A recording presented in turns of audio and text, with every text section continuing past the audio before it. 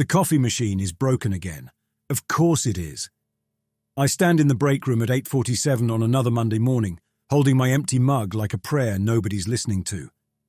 The machine's error light blinks red, E03, whatever that means, while Brad from compliance monopolizes the microwave with what smells like fish. At 8:47 in the morning, fish. Machine's been down since Friday, Brad says without looking up from his phone. Facilities says maybe Wednesday. My hand drifts to my jacket pocket where the probability switch sits. 3 days since I bought it from that pawn shop, odd ends, wedged between a dry cleaner and empty air. I haven't truly used it. Just tested it once.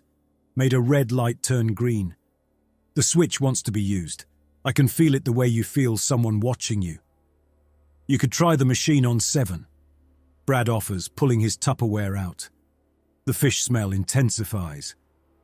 Though I heard that one's making everything taste like burnt rubber. 7 floors down, when the elevator takes 40 seconds each way, minimum, and I have my meeting with Janet in, I check my phone. 11 minutes. No, wait. The calendar says 9 a.m., but also 8 a.m. The meeting appears twice, overlapping like a double-exposed photo. I refresh the app. Still there twice. You okay, Rios? Brad's watching me now, fork suspended between container and mouth. You're doing that thing where you stare at nothing. The switch grows warm against my palm. Here's what the proprietor told me. That woman with grey hair and too many rings. It finds the nearest world where your wish is already true. Nearest as in least different. Like a GPS finding the shortest route, but for reality. I'd laughed, thinking she was maintaining some kind of bit. She hadn't smiled back. I wish, I say out loud, and Brad raises an eyebrow. I need to be more careful. I wish this coffee machine worked and I had a perfect cup of coffee. My thumb finds the switch's button. Such a small thing, barely a click. The world hiccups, not dramatically. No flash of light or sound effect. Just a discontinuity, like when you're falling asleep and suddenly feel like you're dropping.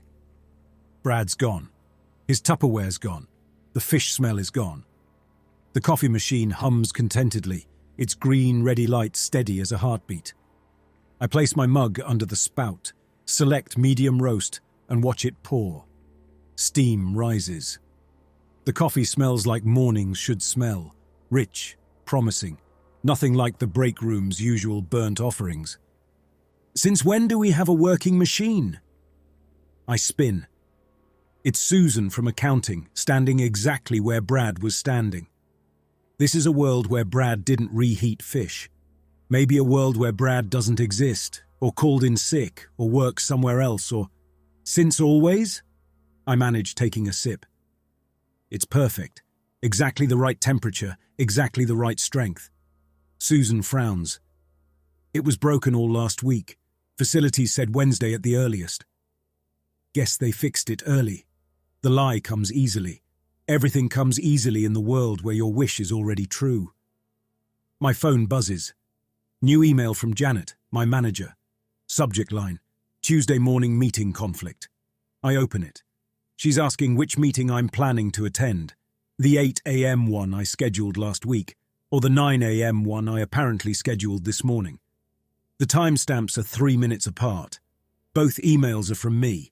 Both have my signature, my writing style, my usual sign-off. I didn't send this, I whisper. What? Susan's moved closer, trying to see my screen. I shove the phone in my pocket, where it clicks against the switch. Nothing, just calendar weirdness. She gives me the look everyone's been giving me lately, like I'm a puzzle with missing pieces. You should probably figure that out before your meeting. Janet's waiting for you right now, isn't she? My phone buzzes again. Another email from Janet. Alex, please confirm which meeting is correct. Also, why does my calendar show you in both? The perfect coffee turns bitter on my tongue. Conference room B smells like dry erase markers. I arrive at 8:58 to find Janet already there, laptop open, fingers drumming the table in that way she does when she's about to ask for something I don't have. Alex, good. I need to see your Q3 variance analysis before the audit team arrives Wednesday. The variance analysis, I repeat, sliding into a chair. Through the glass wall, I can see the rest of the office waking up.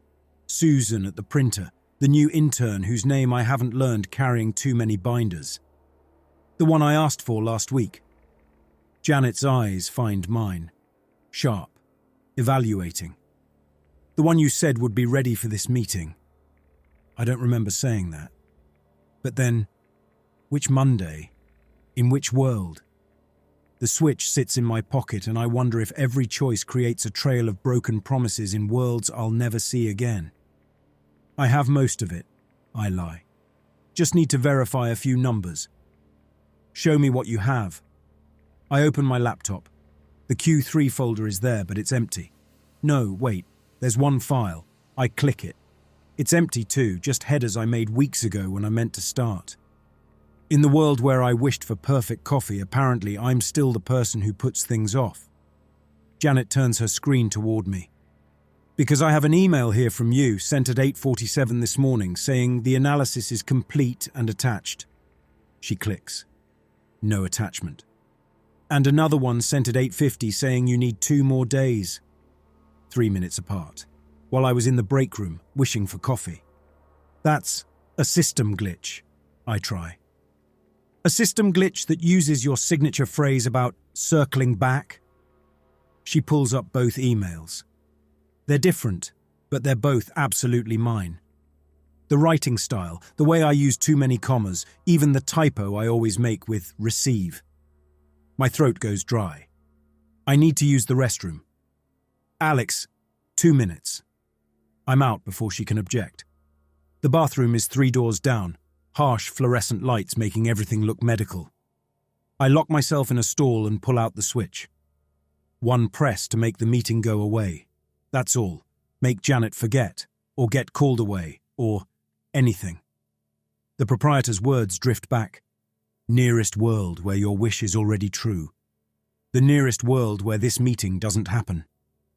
I wish this meeting was cancelled, I whisper and press. The hiccup is stronger this time. The fluorescent lights flicker. No, they strobe. No, they're steady, but a different colour temperature. The bathroom tile under my feet is beige. Was it always beige? I thought it was grey. I walk back to conference room B. It's empty. Relief floods through me until I check my phone. An email from Janet sent 9 minutes ago. Meeting cancelled due to facilities issue in conference room B. Rescheduling. I push open the door. The room looks normal. Table, chairs, whiteboard with last week's workflow diagram still ghosted on its surface. But there's a work order taped to the wall.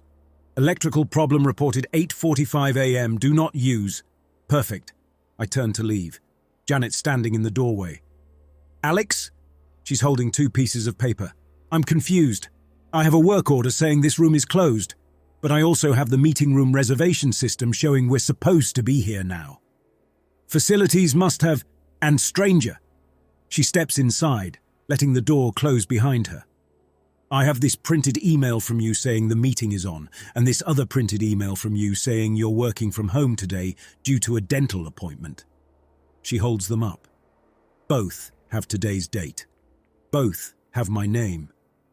I didn't send that second one. It came from your account, your IP address, your machine ID. Her voice is careful now, the way you talk to someone who might be dangerous or might be having a breakdown. It was sent while you were also sending the first one. The timestamps are identical down to the second. The switch burns in my pocket. Which Alex am I talking to? She asks. The question hangs between us like another me might walk in at any moment to answer it.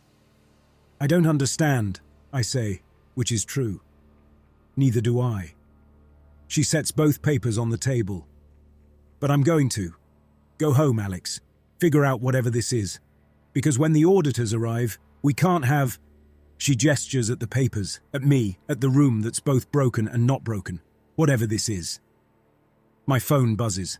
Another meeting invite. From me. For right now. In this room. My apartment looks different in the dark. Same furniture, same water stain on the ceiling. But after today, everything feels provisional, like it might not exist tomorrow. I sit at my kitchen table with the switch in one hand and the pawn ticket in the other. The ticket is yellowed, crumpled from 3 days in my pocket. I smooth it flat under the desk lamp. The text is handwritten in purple ink. Probability switch. Terms and conditions apply. Property remains under lien until contract completion or collection. Outside, the city hums its Monday night tune. Sirens, car horns, someone's music bleeding through the walls. Normal sounds from a normal world. The world where I sent 2 emails at the same time. The world where I'm in 2 meetings at once. I pull up my work email on my phone. 17 new messages since Janet sent me home 10 hours ago. The subject lines blur together. Meeting conflict. Please clarify. System error. One from IT asking if I've been accessing my account from multiple locations. The switch sits on the table. 2 uses today. How many before things completely unravel? I flip the pawn ticket over. There's more text on the back, so fine I have to squint. Most of it is legal nonsense. Party of the first part. Dimensional liability. Quantum indemnification. But at the bottom, in bolder print, usage monitoring active. Warranty void after N+5 applications. The proprietor mentioned N uses already spent when she sold it to me. So 5 total. 3 left. My phone buzzes. Email from HR. Mandatory training reminder. Conflict resolution in the workplace. The irony is suffocating. I need something bigger than perfect coffee or cancelled meetings, something that solves the real problem. The audit is in 2 days. Janet wants reports I haven't written. My annual review is next month and my numbers are garbage. But what if they weren't? I wish, I say to the empty apartment. I already got promoted. Past tense, done deal, corner office, senior analyst, the whole thing. My thumb hovers over the button. This is bigger than coffee. This changes everything. Salary, responsibilities, how people see me. The nearest world where I'm already promoted. What has to be different for that to be true? I press.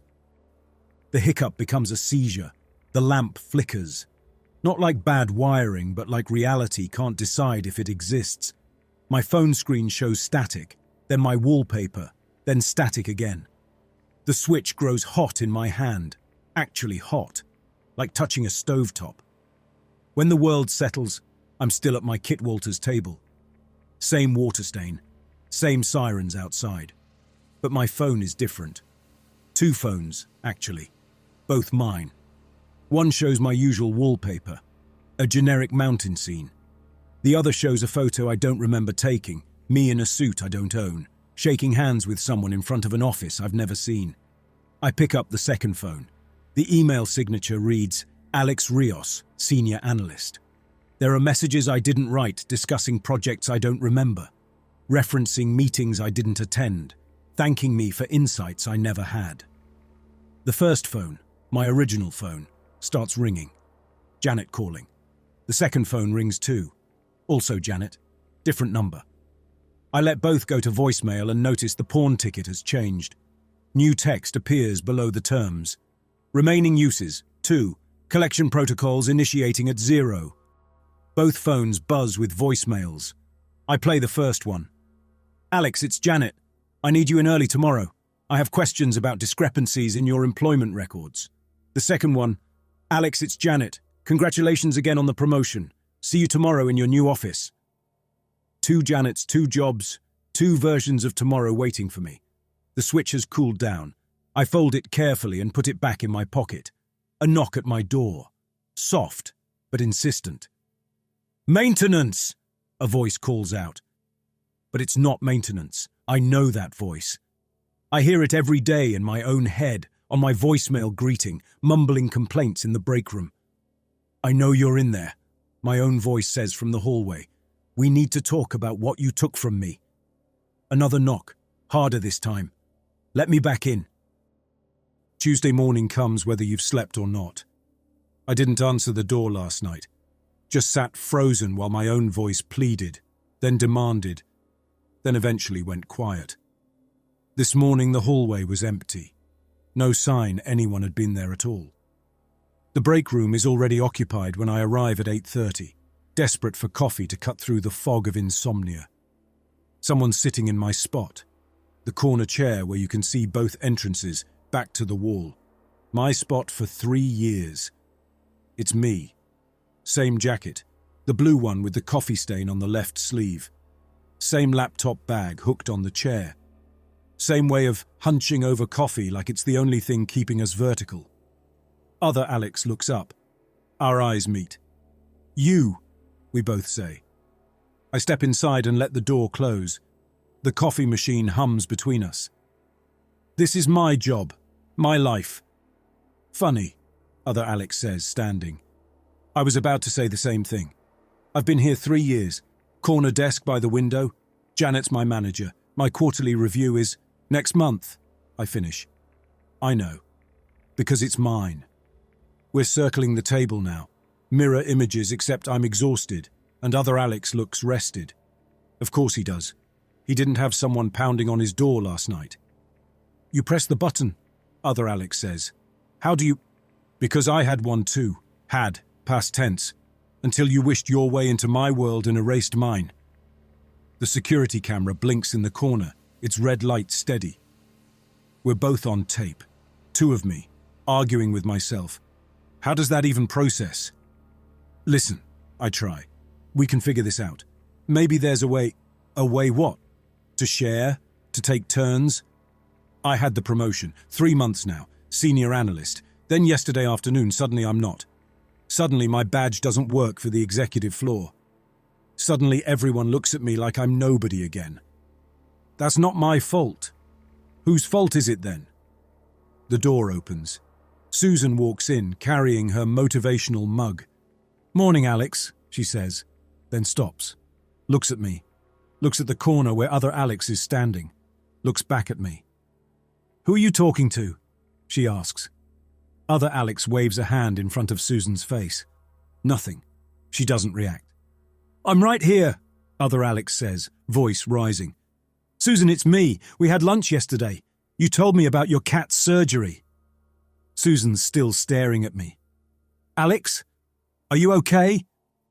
I can see other Alex in perfect detail, the frustration, the fear, the way his hands are shaking, but Susan sees only me, standing alone, apparently talking to empty air. My mouth is dry. "I thought I saw someone." "Someone?" Susan edges toward the coffee machine, keeping distance between us. "Who?" Other Alex picks up a coffee mug. Susan doesn't react. He puts it down hard on the counter. No sound. Not for her. For me, it's loud as a gunshot. "This is what happens," other Alex says. "You write us out of existence, but we're still here, watching, unable to touch anything that matters." "Alex?" Susan has her phone out now. "Should I call someone? Maybe you should sit down." "She's going to call security," other Alex observes. "Or HR, or Janet. And what will you tell them? That you broke reality? That there are 2 of you, but only 1 counts?" I grab my coffee. I can still touch things, still matter, and move toward the door. "I'm fine, Susan. Just tired.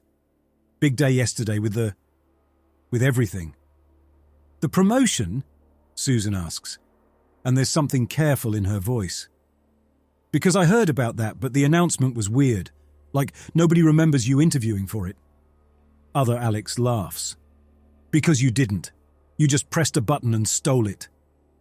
"I need to go," I tell Susan. "Alex, wait." But I'm already out the door, coffee sloshing, my reflection following me in every surface. Windows, glass doors, the polished floor. Except one reflection doesn't match. One reflection is still standing in the break room, watching me flee. My phone buzzes. Security alert.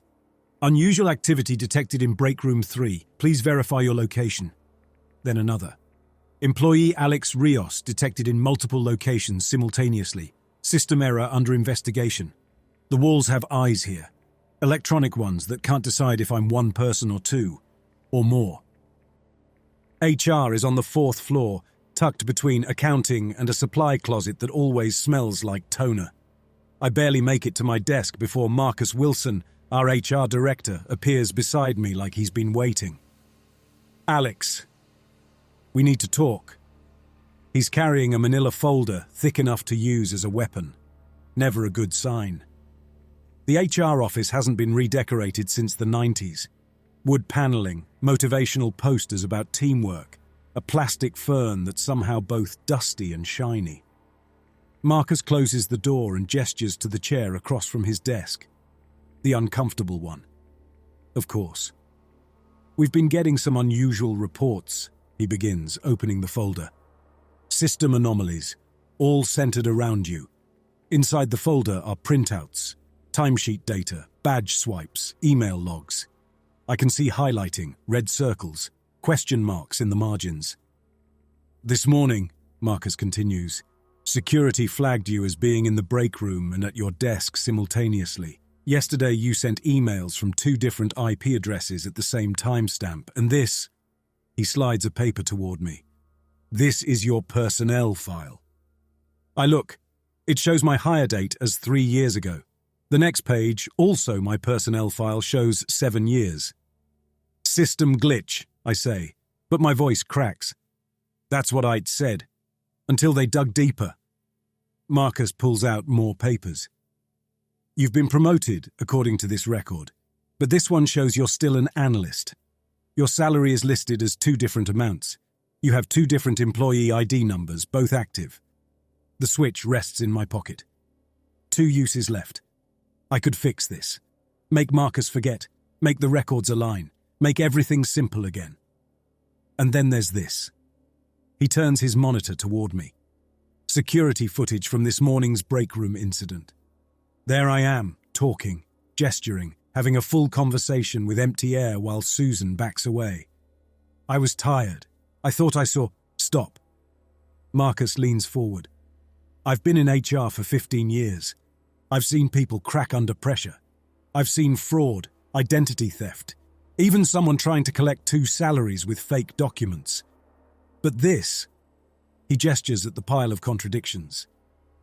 This is something else. My phone buzzes on the desk between us. We both look at it. New email from Janet. Where are you? Your 10 a.m. is waiting in your office. Then it buzzes again. Same sender, same timestamp. Why did you miss our 10 a.m.? This is unacceptable. Marcus picks up my phone, looks at both messages, then at me. How? I don't know. You don't know how you're sending contradictory emails, how you're in 2 places at once, how your employment records split into parallel tracks. The switch is burning now, actually hot against my leg, like it wants to be used, like it's trying to solve the problem by itself. I need a moment, I say, standing. Sit down, Alex. I just need... Sit down. I sit. Marcus is typing something. I'm pulling your complete history. Every badge swipe, every email, every document you've touched in our system. The screen loads. Then it errors out. Too much data. He tries again, narrowing the date range to just this week. The results fill the screen, then keep scrolling. And scrolling. This is impossible, Marcus mutters. It shows you badging in at 8 a.m. Monday, and also at 8:15 and 8:47. Same door, same badge, different times that happen simultaneously. I reach for the switch without thinking, my hand going to my pocket. What's that? Marcus asks. Nothing, just my phone. Your phone is on the desk. He's right. My phones, both of them, are sitting there. So, what am I reaching for? Show me what's in your pocket. It's nothing. Alex, I'm trying to help you here, but if you're hiding something... I pull out the switch. It looks harmless, like an old garage door opener or a restaurant pager from the 90s. 1 button. Simple. Innocent. What is that? I wish you'd forget about this, I say and press the button. Marcus freezes mid-word. The world hiccups. The papers on his desk flutter like there's wind, but the air is still. His monitor flickers between different versions of my file. 3 years, 7 years. Promoted, not promoted. Here, not here. Then he continues exactly where he left off. Something relevant to these anomalies I need to know. but the papers have changed. Now there are 3 employee files. All mine, all different, all simultaneously true. Marcus looks down at them, and his face goes pale.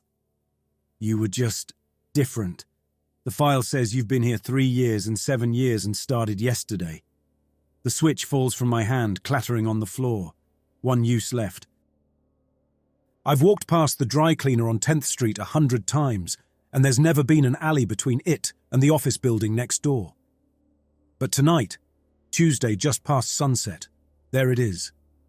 Narrow enough that I have to turn sideways. Brick walls that feel older than the city itself. I've been walking for an hour since fleeing Marcus's office. The switch in my pocket with its one remaining use. The pawn ticket led me here, getting warmer as I got closer, like the world's worst game of hot and cold. The alley smells unearthly, not garbage or piss like you'd expect, but old paper, like a library. The pawn shop door is exactly where it should be, which is nowhere. One moment I'm looking at blank brick. Then I blink and there's a door with a sign. Odd ends, we buy and sell discontinuities. I push inside. The shop is deeper than the alley should allow. Shelves stretch back into shadows, stacked with bizarre things. A clock with 13 hours, a mirror that shows different reflections depending on the angle, a snow globe containing what looks like a tiny nuclear explosion frozen mid-blast. You lasted longer than most. The proprietor emerges from between shelves I swear weren't there a second ago. Same grey hair, same too many rings. But now I notice her edges don't quite align, like she's a photograph slightly out of register. 3 days, she continues, moving behind the counter. Most people unravel after one, but you're careful, methodical, small wishes building to bigger ones. It's broken, I say, pulling out the switch. It's creating duplicates, parallel records, people who remember things that did and didn't happen. Not broken, working exactly as designed. She pulls out a ledger, thick as a phone book, and flips through pages covered in handwriting I can't quite focus on. The probability switch finds the nearest neighbor solution. You understand that term? Like in programming, the shortest path. Close. The path requiring the least change. When you wish for perfect coffee, it finds the world where the coffee machine already works. Minimal edit. But you, she taps the ledger. You keep wishing for things that contradict. A meeting that's both happening and cancelled. A promotion you didn't earn. The switch can't reconcile these, so the old versions persist. The other me, the one in the break room. The other yous, plural. Every world you abandoned is still running, and they're bleeding through because you keep creating paradoxes the universe can't resolve. She turns the ledger toward me. My name appears on the page, but it's written multiple times in different hands. Some confident, some shaky, one that looks like it's being erased as I watch. 1 use left, she says. Before collection, I add. Ah, she almost smiles. You read the fine print. Good. Most don't. Collection isn't what you think, though. It's not punishment. It's necessity. Meaning? Someone has to hold the contradictions, anchor them, keep them from cascading into complete collapse. She gestures at herself. I used a switch too, 17 years ago. Wished my way through 43 realities before I understood. Now I maintain the shop, exist between worlds, sell switches to people who think they want escape. You could have warned me. Would you have listened? Did you even hesitate when I told you the price? She's right. I saw a solution and grabbed it. So what happens when I use the last one? Depends on the wish. Most people try to undo everything, wish they'd never found the shop, but that creates the ultimate paradox. If you never bought it, how did you create the changes? The universe solves this by making you the constant. You become like me, between, watching all the versions that can't quite exist, or you don't use it. Let the contradictions compound until the Wednesday's audit exposes everything. Your job ends, certainly, but at least you remain singular. One person with one very complicated mess to clean up. There's no third option? No way to merge the realities or, "This isn't magic, it's math." Every action has consequences. Every shortcut leaves something behind. She closes the ledger. The nearest neighbor algorithm learns from your patterns. You taught it to avoid, to escape, to solve problems by not facing them. Now it's optimized for that. Your last use will be the most dramatic escape yet. Choose carefully. Become the anchor, remain singular, and face the chaos. Or make one last wish and see where the algorithm takes you. Behind me, the door opens. I turn, but no one enters. Just cold air that smells like the office break room. "They're coming," the proprietor observes. "All of them.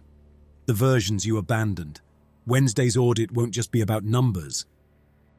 Wednesday morning arrives like a threat kept. The office lobby at 8 a.m. is fractured before I even step through the revolving door. 2 reception desks where there should be one, overlapping like double vision made solid. Marina, our usual receptionist, sits at the left desk, also at the right desk. The left Marina wears blue, the right Marina wears grey. They're both checking in visitors, both real, both typing on keyboards that occupy the same space but different realities. I keep my head down and aim for the elevators. The switch sits in my pocket, 1 use remaining. "Alex?" It's Janet. No, it's 3 Janets converging from different angles. One carries the reports I never filed. Another holds a promotion certificate with my name. The third looks confused, like she's not sure why she's here. "We need to discuss your status," says the first Janet. "Congratulations again on the promotion," says the second. "Have we met?" asks the third. They see each other then. All 3 stop, stare, try to process. The Janet with the reports drops them. Papers scatter across the marble floor. Some show Q3 data, others are blank. One set appears to be actively rewriting itself. "This isn't possible," one Janet whispers. Around us, the lobby fractures more. The company logo on the wall shifts between versions. Sometimes it's the blue redesign from last year, sometimes the old green one. Once, I swear, it's a name I don't recognize. Employees badge in at security gates that exist and don't exist. Someone walks through a wall that's solid from another angle. The elevators ding in harmony, then discord. 5 open at once. All show different floors. One seems to open onto nothing at all. "Mr. Rios?" A woman in a severe black suit stands by the security desk, clipboard in hand. She's too composed for this chaos, like she exists outside it. Behind her, 2 men in identical suits flank a cart full of bankers' boxes. "I'm Diane Walters from Corporate Audit." She doesn't offer her hand. "We need to discuss some irregularities." She pulls out a tablet, swipes through screens. "You have 5 active employee records, 3 social security numbers on file. Your badge has accessed doors that don't exist in our building plans. You've submitted expense reports for conferences you both attended and didn't attend." All the Janets have found each other now, arguing in a cluster about which of them has authority. Their voices layer into static. "But the real issue," Diane continues, "is that our systems show you as the center point of what our IT department is calling a causal anomaly. Every paradoxical data point traces back to you. More employees arrive for the morning rush. Some see the chaos, the multiple desks, the overlapping people. Others walk through it oblivious, like only their narrow slice of reality exists.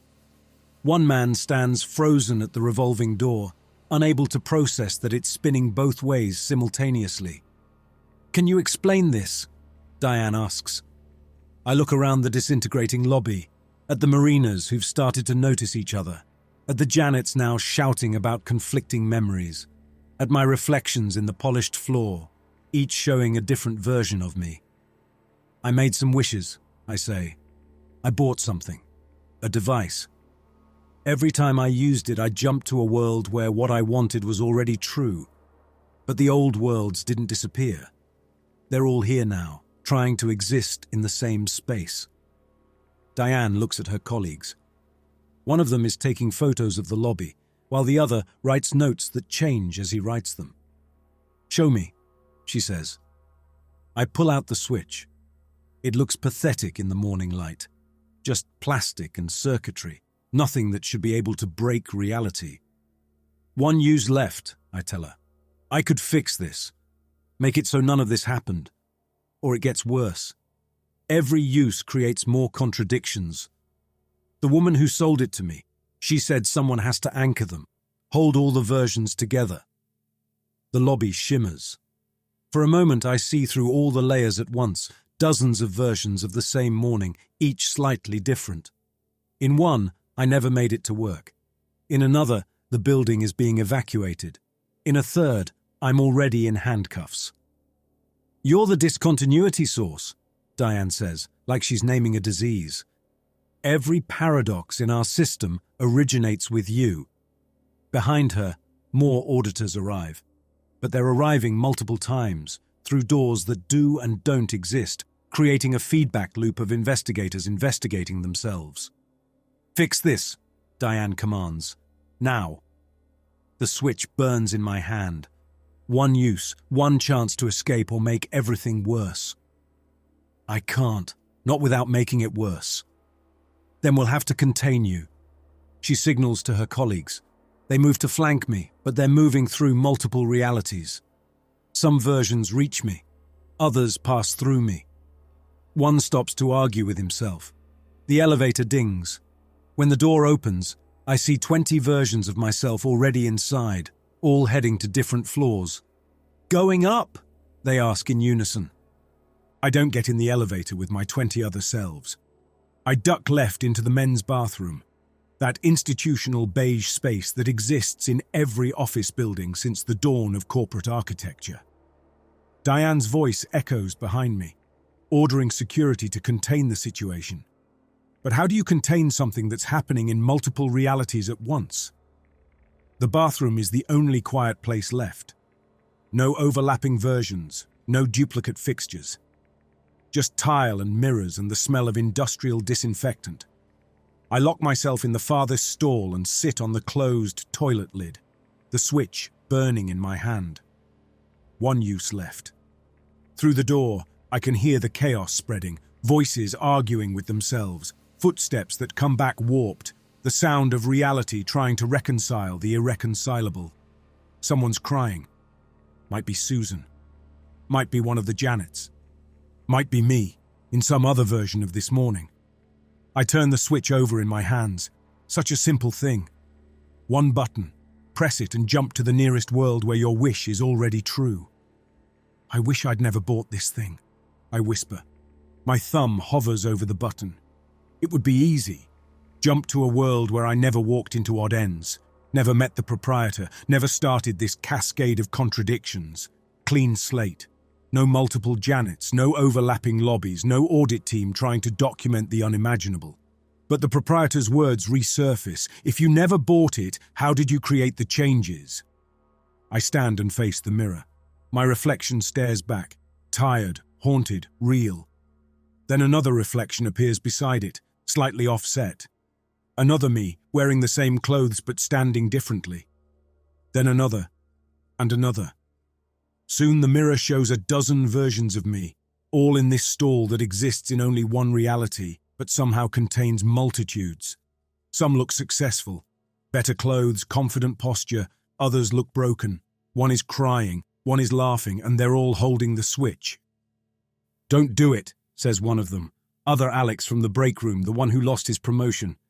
"You'll just make it worse." "Do it," says another. "End this before the whole building collapses." "There's another way," says a third, and I recognize him as the one who was pounding on my apartment door. "We all exist because of your choices. If you erase the switch, you erase us. We're still people, still real. We have memories, feelings, lives you interrupted." They're right. Every version is a life I started and abandoned. The Alex who got perfect coffee but no promotion. The Alex whose meeting was cancelled but still happened. The Alex who jumped into senior management without earning it. All real, all displaced. What if, I say to the collective of myself, I keep the memories, Jump to a world where I never bought the Switch but remember everything. The reflections go quiet. One of them, older looking, somehow speaks up. Then you become the paradox. You'll exist outside causality, remember things that never happened, hold knowledge of worlds that never were. But you'd all be free, back in your realities, no more bleed through. No, the older one says. We'd never have existed at all. You can't have both. Either the Switch existed and we're real, or it didn't and we're not. My phone buzzes. Text from Diane. Building evacuation in progress. You have 2 minutes before we shut down everything. 2 minutes to decide. Erase it all and become singular again, but lose everything that happened. Or keep the Switch and let reality finish fracturing. I wish, I say loud enough for all my reflections to hear, to exist in the world where I never bought the probability Switch. My thumb moves toward the button.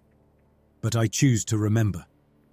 The world screams. Everything inverts. White becomes black. Sound becomes silence. I become nothing, becomes everything, becomes I again. The Switch melts and reforms and melts again in my hand, existing and not existing, a paradox I'm holding onto through will alone. When reality stabilizes, I'm standing in the same stall, same beige tile, same mirror. But the chaos is gone. No voices outside, no multiple footsteps, just the normal sound of an office building on a Wednesday morning. I look in the mirror. One reflection. Just me, holding. I'm still holding the Switch. But it's different now. Translucent, like it's not quite real, like I'm not quite real. I unlock the stall door and step out. The bathroom is empty, normal, singular. I push through the door to the lobby. Everything is as it should be. One reception desk, one marina in blue. No Janets arguing, no auditors documenting, employees moving through their morning routine unaware that 5 minutes ago, this space was fracturing across dimensions. "Can I help you?" Marina asks, looking at me with polite confusion. She doesn't recognize me. Neither does the security guard, or Susan walking past with her coffee. I check my pocket. No company badge, no keychain. Just the Switch and the pawn ticket, both translucent, visible only to me. I'm here, but I'm not. I remember everything, but it never happened. I am the paradox now. "Sir?" Marina looks concerned. "Do you have an appointment?" "No," I tell Marina. "No appointment." She's already looking past me to the next person, and I realize I'm fading from her attention like a dream upon waking. I walk toward the exit, and no one sees me. Not invisible exactly, more like I exist in the spaces between their glances, the moments between thoughts. I understand now what the proprietor meant about becoming the anchor. I'm holding a contradiction together by existing as one myself. Outside, the city continues its Wednesday routine. Traffic flows. People rush past. But I notice things now. Tiny fractures where reality doesn't quite align. A parking meter that shows 2 different times. A store sign that flickers between names. A woman who walks past me twice, going the same direction, seconds apart. The bleed-through is still happening, just subtler. Without me actively creating new paradoxes, the old ones are trying to settle like sediment in disturbed water. But they can't fully resolve because I'm here, remembering things that never happened, holding a Switch that was never sold. I walk back to 10th Street. The alley is there, stable now, no longer requiring belief to exist. The pawn shop door stands open. The proprietor is behind the counter, packing items into boxes that seem too small to hold them. She looks up when I enter, and her face shows something I haven't seen before, surprise. "You actually did it," she says. "Jumped to a world where you never came here, but kept the memories. Do you understand what you've done? I've become like you." "No." She sets down a snow globe that contains what might be a miniature galaxy. "I anchor the shop between worlds. You've become something else. A living paradox. You exist in a world where you don't belong, holding memories of events that never occurred, carrying a switch that was never made. I place the translucent switch on the counter. It phases slightly through the wood before solidifying. So what happens now? That depends on you.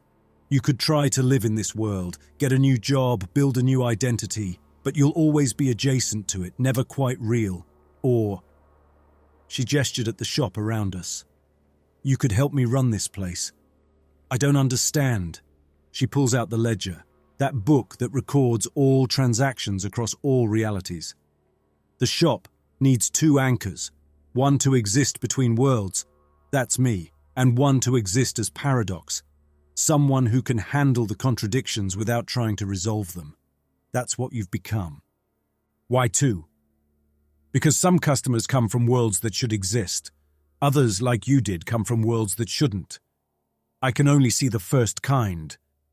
But you can see both now, can't you?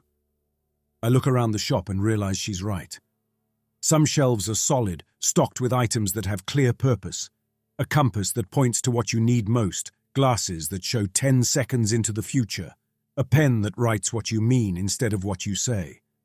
But other shelves flicker, stocked with things that shouldn't be, a photograph of events that never happened, a key to doors that were never built, a watch that tells time in a universe that never formed. Those items, I say, pointing to the flickering shelves, they're from the abandoned worlds, the realities people left behind when they used things like the switch. Every shortcut leaves something behind, she confirms. Those remnants need somewhere to exist. The shop collects them, keeps them from destabilizing everything else. And you need me to manage that section. I need you to do more than manage it. She slides the ledger toward me. I need you to understand it. To know when someone is about to create a cascade like you did. To guide them toward choices that don't fracture everything. I flip through the ledger. Names and dates and items sold, but now I can see a second layer. The same transactions that didn't happen, the customers who never existed, the items that were never sold but somehow were. What about my world? I ask. The one I left? With all the multiple Janets and the overlapping lobbies. Still there, still fracturing. Without you as the focal point, it'll either collapse completely or find a new equilibrium. But that's not your problem anymore.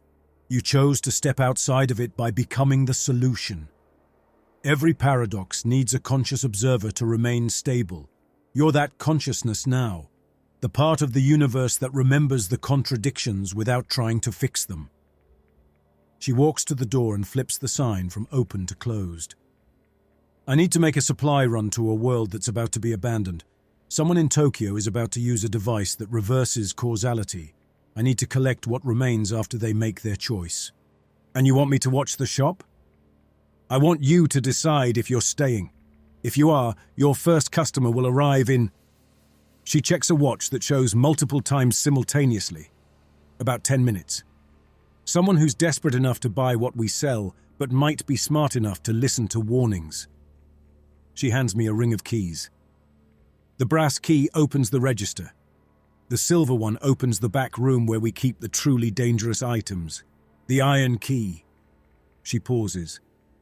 That one opens the door to anywhere. Use it only if you need to escape. Escape to where? To another paradox. Another shop like this one. They exist in every city in every world, run by people who chose accountability over erasure. She pulls on a coat that shifts between colors.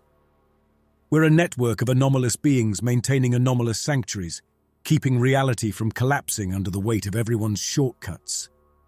She moves toward the door, then turns back. One more thing. You still have the switch. I look down. The translucent device is still in my hand. But I used the last charge. You used the last charge in the world where it existed. But you brought it here, where it never existed. It's a paradox. Unlimited uses now, but each one makes you less real. More anchor, less person. Use it too much and you become like the shop itself. Necessary, but not quite there. Everyone who runs a shop like this faces the temptation. To fix things, to help too much, to take shortcuts even after learning their cost. She opens the door, and I glimpse an alley that isn't the one outside, somewhere with different light, different air. The hardest part isn't managing the paradoxes, it's accepting them. She steps through and is gone. I stand alone in odd ends, surrounded by unmakeable things. Through the windows, I can see the normal world continuing. People walking past who would never believe what's in here, living lives without paradoxes, making choices that only affect one reality. The bell above the door chimes. A woman enters, mid-30s, professional clothes wrinkled like she's been wearing them for days, eyes red from crying or not sleeping. She looks around the shop with the desperation I recognize from my own reflection 3 days ago. "I need help," she says. "Someone told me this place sells solutions."